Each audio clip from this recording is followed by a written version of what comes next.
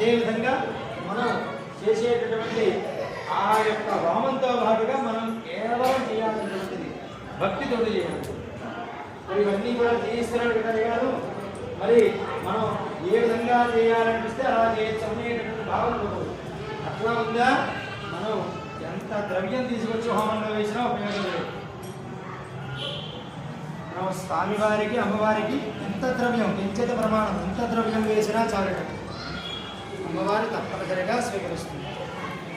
అందుకొరకు చేసేంత వరకు కూడా మేము ఏం చెబుతున్నామో శ్రద్ధగా వినండి. అయ్యగారు ఏం చేస్తున్నాడో మేమేం చేయిస్తున్నాడు, మా చేత ఏం చేయిస్తున్నాడు ఆయన అనేటటువంటిది కూడా గ్రహించాలి. అదేవిధంగా ఇక్కడ యజ్ఞపురుషుడు 7 చేతులు కలిగి ఉంటాడు. అదేవిధంగా 4 కొమ్ములతో ఉంటాడు. 7 భుజాలు ఉంటాయి ఆయనకి.